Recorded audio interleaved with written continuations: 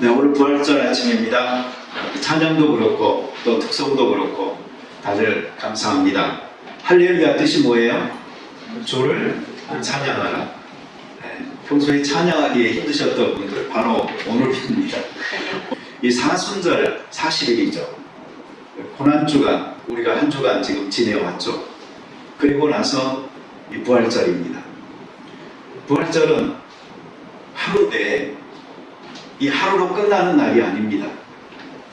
부활의 그 완성된 의미가 그리스도인의 가슴 속에 깊이 간직되어져서 1년을 가고 평생을 가는 메시지로 나올 수 있어야 그 고난의 십자가를 거쳐서 부활에 이른 열매가 있게 되는 것입니다. 그래서 우리가 십자가를 강조하는 것도 좋지만 사실은 이 부활과 비교를 해보잖아요. 그러면은 부활이 훨씬 더 강조되어져야 될 바인 거예요. 성탄절도 마찬가지죠. 예수님께서 이 땅에 오셨다. 그 시작입니다. 그런데 왜 오셨는지 그 목적을 완성하신 것은 바로 이 부활을 통하여서 이루신 거거든요. 그러니 성탄절보다도 훨씬 더 큰 절기로서 우리의 마음속에 생활에 영향을 미쳐야 되는 그 메시지가 바로 부활의 생명의 메시지인 것입니다. 이런 말이 있습니다. 부활은 다 이루었다라고 예수님께서 십자가에서 외치신 것에 대해서 하나님이 아멘 하신 것이다. 참으로 맞는 표현입니다. 예수님께서 다 이루었다라고 하신 그 사건에 대해서, 그 의미에 대해서 하나님께서 맞다, 아들아 너 수고했다 이렇게 아멘으로 인치신 사건이 바로 부활인 것입니다. 그래서 아무리 십자가가 있었다 한들 만약 부활이 없었다면 오늘 우리는 이 자리에 모여서 예수님을 주님으로 경배하지 않을 것입니다. 그냥 스승으로 존경하고 그분의 가르침을 따르는 사람들로서 끝났지 예수 그리스도를 예배하는 사람으로서 우리는 모이지 않았을 것입니다. 이 영혼의 불멸, 이것을 믿는 사람들은 꾸준하게 있어 왔습니다. 헬라 철학이 그 대표적인 예인데 그 대신 그 헬라 철학은 육신의 부활에 대해서는 부정적이었고 그것을 말하지 않았습니다. 왜 그런가 하니 육신이라는 것은 악하다, 그것은 죄악되어졌다 라고 생각했기 때문에 물질로서 악한 그 몸을 부활의 생명으로까지 가지고 갈 필요가 없었던 거죠. 그렇지만 성경에서는 우리의 몸의 부활까지도 분명하게 이야기하고 있습니다. 우리의 몸을 창조하신 분이 바로 하나님이기 때문에 우리의 영혼을 주심으로 그 생명이 되어져서 한 인간으로서의 삶을 출발할 수 있게 하신 분이 하나님이시기 때문에 영혼만이 아니고 우리의 육신까지도 부활시켜서 온전히 하늘나라로 이끄신다. 바로 이것이 성경과 이 다른 곳의 가르침과 차이인 것입니다. 여러분, 우리가 다 천국에 갔는데 몸이 없는 영혼으로만 우리가 공중에 떠다니면서 만나고 있다라고 생각해 보세요. 저는 그것은 진짜 어떤 그 영혼의 흐느적거림이라는 말이 딱 생각날 정도로요. 뭔가 괴기한 것이실 것이다 라고 생각이 들어요. 부활은 우리의 영혼뿐만이 아니고 변화된 육신으로서 우리의 몸까지도 일으키시는 그 하나님의 능력이 표현되어지는 귀한 나라가 하나님의 나라인 것입니다. 이 초대교회 성도들이 외쳤던 그 복음을 특별히 그 캐리그마라고 이야기합니다. 그 캐리그마라는 것이 무엇이냐를 가만히 들여다보잖아요. 그러면 그 핵심 속에 바로 예수님께서 부활하셨습니다라는 이 메시지가 있는 것입니다. 그래서 이분이 바로 우리의 주입니다. 이분이 바로 구세주입니다라고 외치고 있는 것을 볼 수가 있어요. 그러니 우리가 부활의 주님을 축하하는 오늘 이 부활절을 맞으면서 이 다르게 멀리 간 가르침을 갖고 복잡하고 헤맬 것 없이 초대교회 성도들이 외쳤던 아주 단순한 메시지, 십자가 위에서 죽으신 예수를 하나님께서 사흘 만에 다시 일으켰습니다. 이분이 바로 하나님의 아들이요 주입니다 라고 외치는 이 귀한 믿음을 우리가 가지면 좋겠습니다.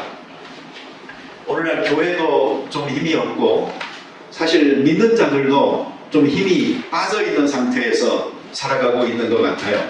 이때 우리에게 제일 필요한 게 무엇일까요? 부활에 대한 확신을 갖는 것이고 부활 생명에 대한 확신으로 주의 일에 힘쓰는 것입니다. 성경에 보면은 이 고린도 전서 15장이 부활장이잖아요. 그런데 여러분 고린도 교회가 문제가 참 많은 교회였잖아요. 그러다 보니까 사도 바울이 고린도 교회에 아주 훌륭한 그 서신들을 많이 썼어요. 사랑이 없으니까 사랑에 대해서 강조해야 되니까 사랑장을 쓰게 된 것이고요. 부활에 대한 소망이 없이 살아가고 있으니까 부활에 대한 소망을 가지라고 부활장을 쓰게 된 것입니다. 그래서 성경의 이 주옥 같은 내용들은 사실은 문제가 많은 교회에 주셨던 하나님의 메시지요 축복이라고 생각되어집니다. 오늘날 우리도 마찬가지예요. 우리가 사랑이 부족하고 부활 신앙에 대한 확신이 없다면 우리가 바로 그 성경의 귀한 장들의 가르침을 더 새기고 받아야 되는 거예요. 사랑이 없는 사람은 고린도전서 13장을, 부활에 대한 신앙의 확신이 없는 사람은 15장을 펴서 읽으시면서 바로 나에게 하는 말씀이구나 라고 받으시면 좋겠습니다. 왜 우리가 이렇게 좀 맥없이 살아가느냐? 그것은 예수님이 어떤 분인가에 대한 신앙의 고백이 불확실하기 때문에 그래요. 예수님께서 그냥 단지 선한 사람이고 인류의 위대한 스승이었다라고 생각하는 사람은 그 복음서를 놓고도요 전반부만 보고 있는 거예요. 실제로 성경의 그 전반부를 중반부까지도 읽어보잖아요. 그러면 예수님께서는 많은 가르침들을 베풀어요. 그런데 거기에서 끝나는 게 아니거든요. 복음서의 3분의 1에 해당되는 부분은 바로 예수님이 스승으로서의 역할이 아니고 제사장으로서의 역할로 넘어가서 자기를 세상 죄 그리고 죄인들을 위해서 희생물로 드리는, 그래서 6월절에 어린 양으로 제사장적인 직무를 감당하는 내용으로 가득 차 있는 것입니다.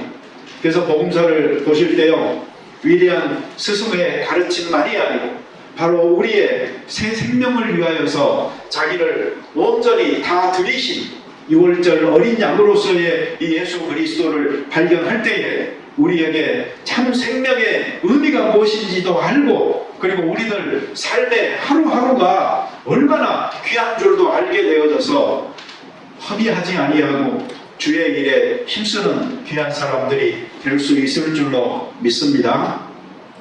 이 죄에 대한 멍에를 끝내버리고요, 그리고 하나님께 대한 헌신의 삶을 살 수 있게 되는 것은, 그리고 이 삶에 있어서 고난이 와도 넘어지지 않는 이유는, 지침이 와도 거기에서 지치지 아니하고 다시 일어서서 주를 위해 꾸준하게 일할 수 있는 이유는 바로 부활하신 주님의 귀한 능력을, 그리고 그 생명을 우리의 마음속에 가지고 있기 때문입니다. 성경에서는 부활을 통해서 바로 예수님께서 하나님의 아들로 인정되셨다라고 이야기합니다. 로마서 1장 4절의 말씀입니다. 즉 부활을 통해서 예수님은 그 자신이 주와 그리스도가 되심을, 그리고 왕과 애언자이며 제사장이 되심을 증명하신 거예요.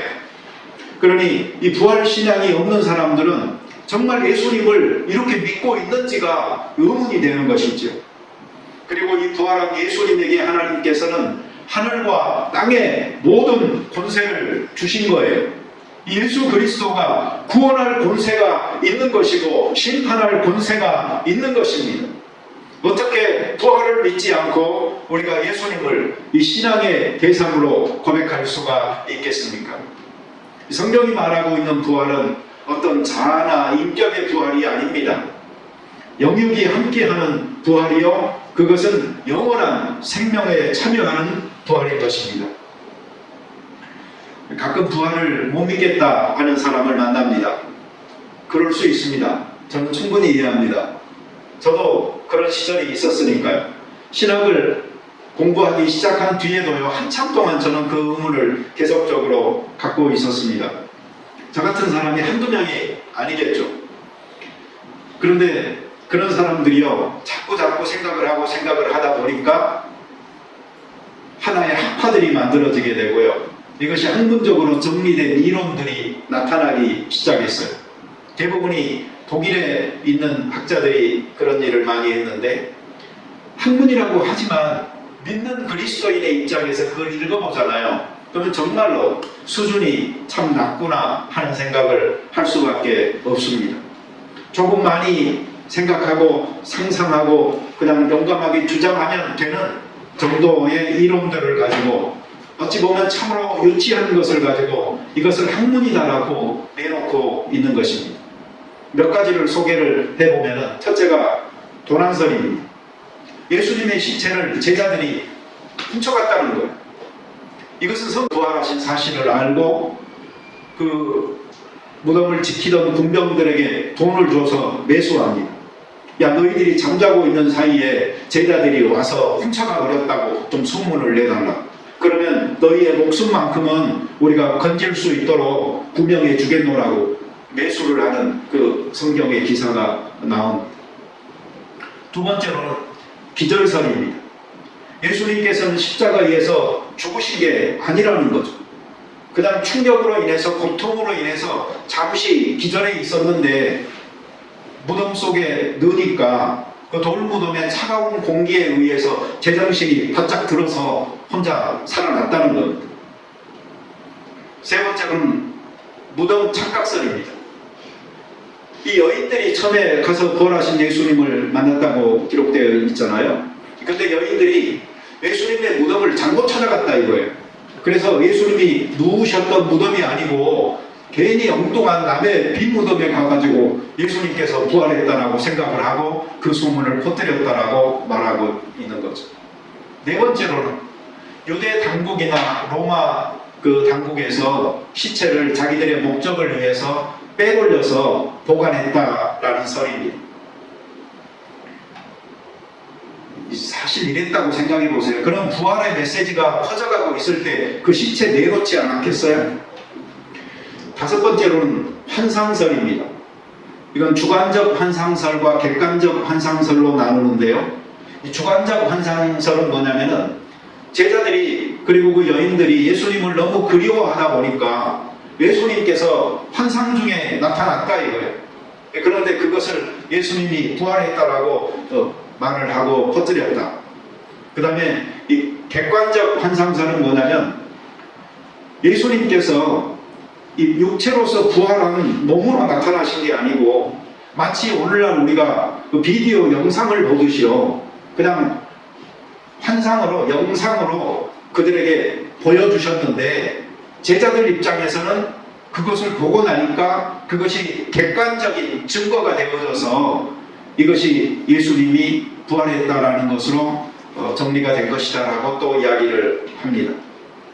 여섯 번째로는 이 초대교회 전체가 완전히 서로 짜고 조작하고 지어낸 이야기다. 그것이 바로 이 부활이다라고 이야기하는 것입니다. 심지어 어떤 사람들은 무슨 말까지 하냐면 처음부터 예수님은 태어날 때 쌍둥이로 태어났었다. 그래서 한 명은 감춰놓고 있다가 나중에 잘 써먹은 것이다 라고 이야기까지도 하는 것입니다. 여기저기 여러분들 성경의 기록들을 한번 가만히 살펴보세요. 그러면요, 예수님의 부활에 대해서요, 이 성경 공부 수준에서 뭔가 좀 해결을 해보려고 하는 사람은 오히려 더 혼란에 빠집니다. 그럴 수밖에 없어요. 왜 그러냐면 마태, 마가, 누가, 요한, 복음뿐만이 아니고 신약 성경 17권 책에 예수님의 부활에 대한 이야기가 나오고 직접적으로 언급이 되고 있고요. 나머지 책들에도 부활의 기사가 간접적으로 언급이 되고 있어요. 그런데 그 모든 것들을 조화를 시켜놓으려고 만들어 보잖아요. 그러면 어떤 통일된 그림이 잘 나오지를 않습니다. 그래서 오히려 예수님의 부활을 조금 공부해서 알아보려고 하는 사람은 더 많은 혼란에 빠지게 되는 것입니다. 여러분 공부하려고 하는 것이 좋긴 좋은데요. 자기 혼자 공부하려고 하면 좀 그렇게 됩니다. 그래서 공부가 아니고 성경을 연구하는 단계로 들어가잖아요. 네, 그러면 그 모든 것들이 조화가 되면서 참 예수 그리스도의 부활에 대한 그림을 가질 수가 있습니다. 성경에 보면은 처음에 부활을 목격한 사람들이 그 여인들로 나옵니다. 그런데 복음서마다 그 여인들의 이름이 또 다 틀려요. 그래서 이 복음서에서는 막달라 마리아와 다른 마리아였었는데 다른 데에서는 다른 여인들의 이름이 나와가지고 더 헷갈리고 막 이러는 식입니다. 천사들도 어떤 데는 한 명이라고 나오는데 어디에 보면 두 명이라고 나와요. 어디에 보면은 천사도요 무덤 안에 들어가서 만났어요. 근데 또 어디에 보면은 무덤 밖에 그 돌문 위에 천사가 앉아있는 게 또 나오고요. 아주 오히려 사람들에게 더 많은 혼란을 가져다주는 이 기록이 성경에 많이 나와 있습니다. 또 부활하신 예수님께서 이 마리아가 자기를 만지려고 하니까 만지지 말으라고, 내가 아직 아버지께로 가지 않았노라고 말을 했다가요, 나중에 동화에게 나타나서는 만져보라라고 또 이야기를 하거든요. 그러니 이 부활에 대한 기사를 놓고요 성경의 조화를 시도를 해보면은요 굉장히 모순이 많이 되어져 있는 것처럼 보이는 것이 사실입니다. 이 모순되어 보이는 것 자체가 바로 그 부활의 진실됨을 이야기하고 있다는 것을 아십니까? 저는 이렇게 이 문제를 해결을 했습니다. 그들은 이 부활에 대해서 지금까지 들어보지도 못했고 경험해보지 못했던 하나님의 아주 초자연적 신비를 대하면서요 너무나 당황하고 있는 거예요. 이들이 그 부활을 기대하고 있지도 않았고 예수님의 부활을 준비하고 있지도 않았어요. 오히려 그것을 못 믿었어요. 부활하신 예수님이 나타났는데도 못 믿어 했고 오히려 두려워야 했고 무서워했던 그 성경의 기록들을 보면은요 이것은 완전히 날 것 그대로의 그들의 부활에 대한 경험이었다 하는 것을 알게 되는 것입니다. 만약 초대교회가 이 부활을 짜맞춰서 다른 사람들이 후대에 믿을 수 있는 기록이다라고 인정하게끔 노력을 했다면 이따위 식으로 성경을 기록하지 않았을 것입니다. 이렇게 엉성한 기록이 오히려 저는 더 믿을만하다 생각이 되어집니다. 그들이 입을 맞추지 않았다. 어떤 누구도 우왕좌왕하는 그 모습만 그려놨지 거기에 어떤 의도적인 개입이 없다는 것을 분명하게 보여주고 있는 것이고 그 사실이 오히려 혼란 중에 너무나 확실한 사실 하나를 증거해주고 있는데 그 예수 그리스도가 부활했다는 그렇기 때문에 그들의 그 모든 혼란이 수속되어지면서 목적이 생겨나고 삶의 방향들이 다시 정해져서 살아갈 수 있게 되어진다는 것, 이것을 믿게 되는 것입니다. 하나님의 신실하심 그리고 예수 그리스도의 그 신실하심, 그 성령의 신실하심을 믿는 사람들 그리고 성경을 믿는 사람들은 이 부활의 기사에 대해서 의심하거나 또 머뭇거림 없이 이것을 믿을 수 있게 되는 것입니다. 사실 못 믿겠다는 사람들은요 끝까지 못 믿겠다고 하는 거예요. 여러분 그 이야기 들어보셨어요?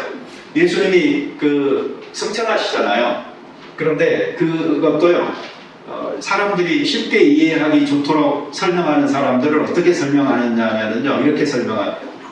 예수님께서 승천하신 게 아니라 높은 산에서 예수님께서 제자들을 모아놓고 야, 나 이제 하나님 내 아버지께 간다고, 너희들은 이 땅에서 남아서 아버지가 나를 보낸 것처럼 나도 너희를 보내니까 세상 속에서 이 선교적인 사명을 다 하라고, 그리고 빠이 하고 예수님이 가셨어요. 근데 그 산의 정상은 뭐예요? 구름으로 이렇게 뒤덮여 있었고 예수님께서는 그 구름 사이를 넘어서 산의 뒤편으로 내려가셨다라고 설명까지도 하는 것이 사람들입니다. 이적을 못 믿겠는 사람들의 눈에는 모든 것이 다 거짓처럼 보여지는 것이 성경의 기록인 것입니다. 여러분 성경을 읽어보면은 초대교회 성도들은 두 가지의 능력을 받았다 하는 것을 알 수가 있습니다. 우리는 성령의 능력을 아시죠? 그건 성령의 강림으로 더불어서 모두에게 주어진 그 능력이죠. 놀라운 것이죠. 그래서 우리는 성령의 능력만을 강조를 합니다. 그러나 그 이전에 주어진 하나의 능력이 또 있어요. 그게 바로 이 부활의 능력인 거예요. 예수님께서는 자기 스스로가 첫 번째 열매가 되어져서 이 부활하심으로 두 번째, 세 번째 무한하게 자기를 믿는 자들이 자기처럼 변화된 몸으로 부활할 것이라는 것을 알려주신 사건이었고, 이것이 우리 그리스도인들의 가슴 속에 진실로 아멘 하게 되잖아요. 그러면 우리에게는 죽음을 두려워하지 않는 능력이 생기는 것입니다. 오히려 사망을 향하여서 호령할 수 있는 귀한 지위에 우리들이 있게 되는 것입니다. 그러니 이것이 능력이 아니고 무엇이겠습니까? 이 능력을 먼저 가지고 축복으로 받은 교회에 바로 성령의 능력이 임하게 되니까 어떤 누구도 막을 수 없고 세상이 감당할 수 없는 복음을 증거하는 귀한 사람들이 되어진 것입니다. 여러분, 목마를 때 물을 마셔야 되죠. 그런데 프루트 주스나 스포츠 드링크나 이런 것보다는, 또 알코올보다는 플레인 워터가 갈증을 해결하는 데 있어서는 최고이고 몸에는 최고로 좋습니다. 이 복음도 순전한 복음이 좋은 것입니다.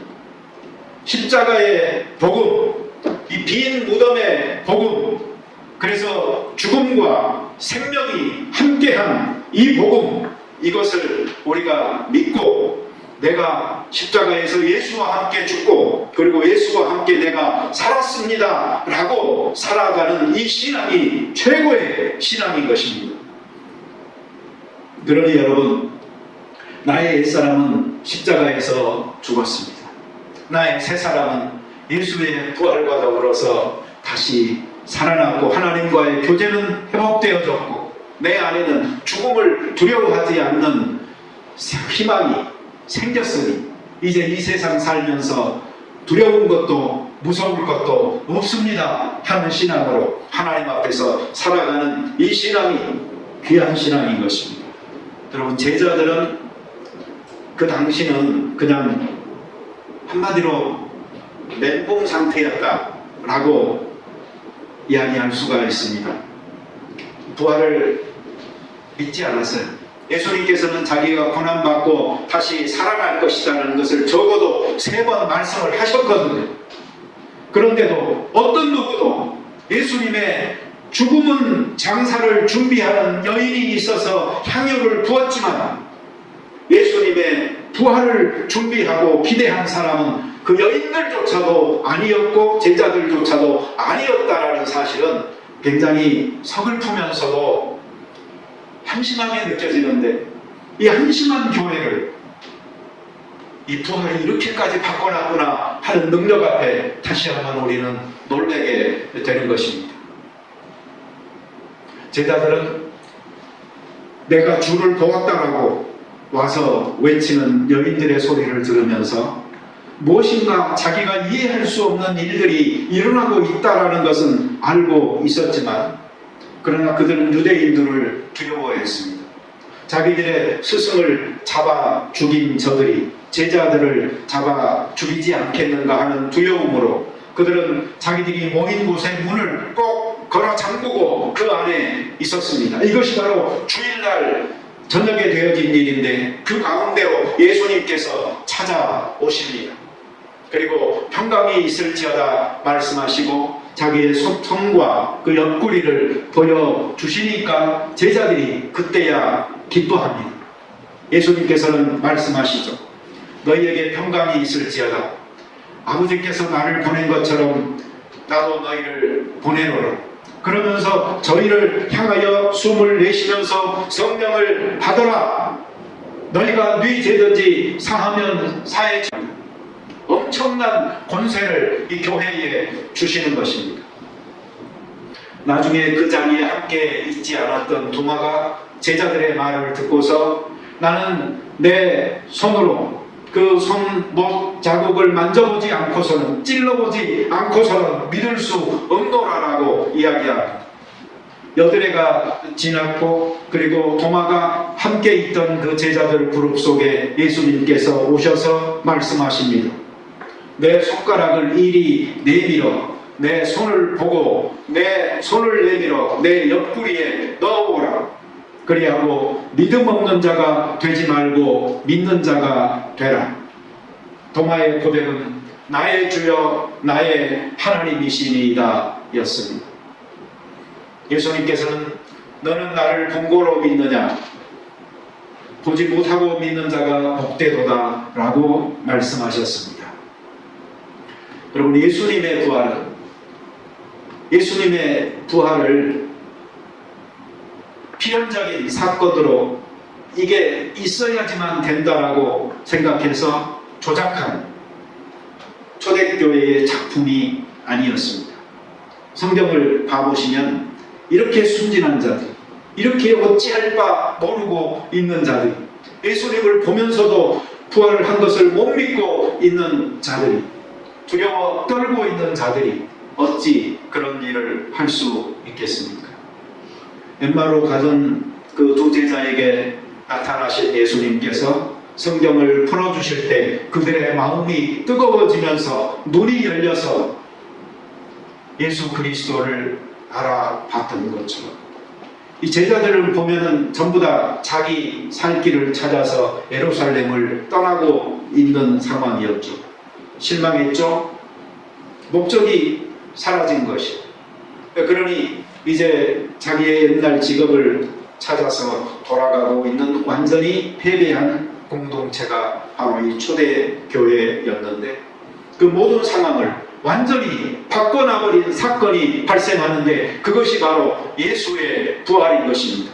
예수가 다시 사셨다라는 이 사실 하나가 초대교회를 다시 일으켜 세웠고, 성도들의 신앙을 불붙게 만들었고, 나머지 인생을 무엇을 위해 살아야 되는지 분명한 목적을 제시해 줬던 것입니다.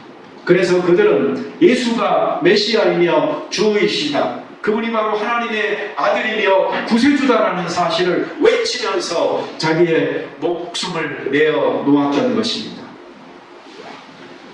여러분, 그런데 우리는 마태복음 28장 마지막에 그 성경적인 위임을 주시는 승천하기 직전의 장면에서도 어떤 말씀을 읽게 됩니까?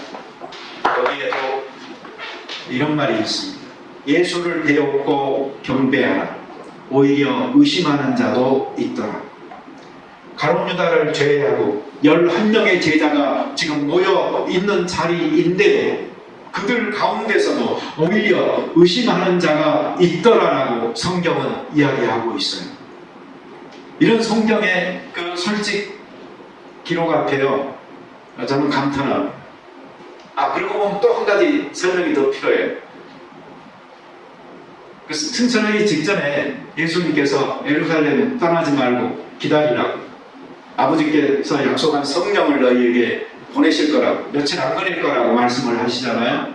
그런데 그때 그 모인 사람 중에서도 예수님에게 무슨 말을 하는 사람이 있냐면, 예루살렘을 회복하는 날이 이때입니까? 다시 말하면 지금 십자가에서도 죽으셨고 부활하셔서 영적인 그 구원, 메시아이심을 온전히 드러낸 이 구원사적 사건들이 완전히 펼쳐지고 전개되어져 버린 이 시간표에서조차도 정치적인 메시아의 그 기대감을 못 버리고 있는 사람들이 있다는 것도 우리는 정말 흥미롭게 보여지는 부분이잖아요. 그래서 교회는 이렇게 보면은 온전히 믿지 못하는 사람들이 끝까지 같이 섞여 있는 무리들로 나오지만, 바로 이 성령 하나님의 임재하심이 그들을 뜨겁게 만드시고 확신을 더하셨을 때 완전한 신앙의 공동체로서의 목적 있는 삶을 살게 되는 것입니다. 오늘날 우리 교회들도 역시 마찬가지입니다.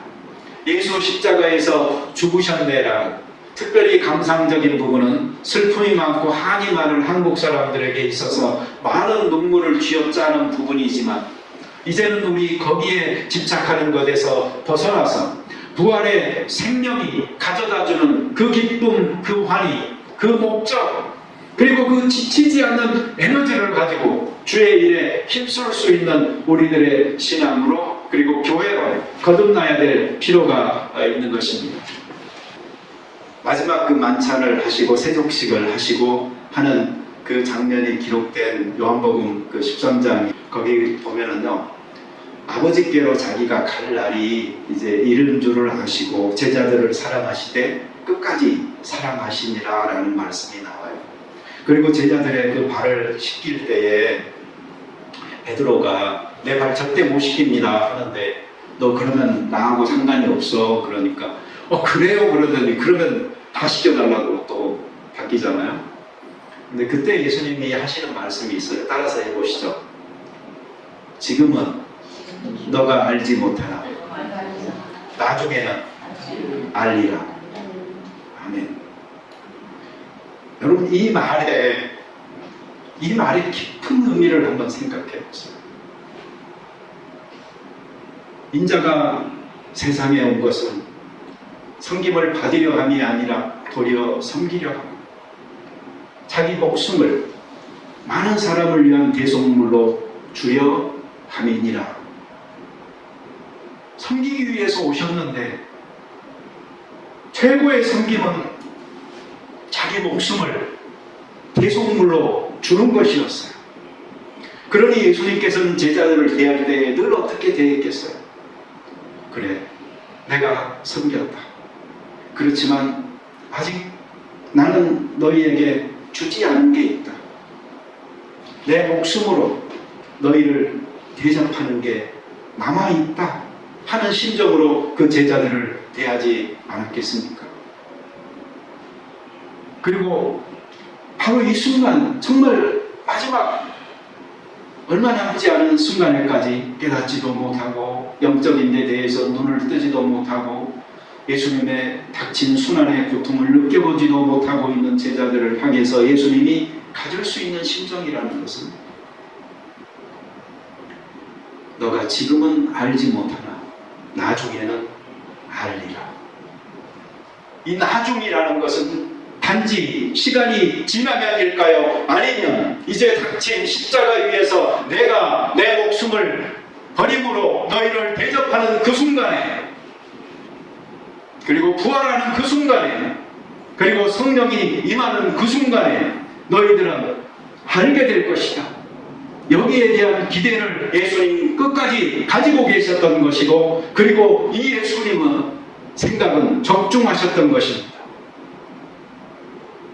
그래서 교회가 탄생한 것이요, 이렇게 변화된 교회가 자기들이 지나버린 시간에 깨닫지 못했던 것은, 시간이 정제되어져 가면서 펼쳐지는 구원의 드라마 속에서 과거에 예수님께서 하셨던 가르침을, 과거에 예수님께서 하셨던 행적들을 돌아보니 그 모든 것이 나를 위한 희생이었고 나를 위한 사랑이었고, 그래서 감격하게 되고 우리도 주님처럼 살아야 되겠다는 마음으로 헌신하는 공동체가 되어졌으니, 이게 바로 그리스도가 자기의 평생의 삶을 통하여 이 땅에 남겨놓은 교회가 아니겠습니까? 여러분, 우리는 우리 서로를 향하여서 좀 그러한 마음들을 가져야 됩니다. 조금 미약한 사람이 있어서, 조금 아직 덜 깨달은 사람들이 있어서 안타깝기도 하고 괴롭기도 하고 하시더라도, 지금은 알지 못하나 이후에는 알리라는 희망을 가지고 사랑하되 끝까지 포기하지 않고 사랑할 수 있으며 기대할 수 있는, 이것이 바로 예수님의 마음인 것입니다. 같이 기도 드리겠습니다. 자비로운 주님, 감사합니다. 우리는 십자가의 고난 앞에 눈물 짓고 가슴 아파합니다. 그와 마찬가지로 우리는 부활의 기쁨 앞에 반색하고, 그리고 삶의 목적을 붙들고 하나님을 위해 내가 어떻게 살아야 되겠다는 삶의 방향을 결정할 수 있게 도와 주시옵소서. 그래요, 십자가와 이 빈 무덤이 우리의 상징이 되게 하시고, 이것이 주는 귀한 메시지를 우리의 구원뿐만이 아니고 우리 삶에도 적용하여 살아가게 함으로 예수 그리스도 사랑의 주님이 그리고 승리의 주님이 세상의 구원자요 심판자인 주님이 드러날 수 있도록 은혜 내려 주시옵소서. 예수님의 이름으로 기도드립니다. 아멘.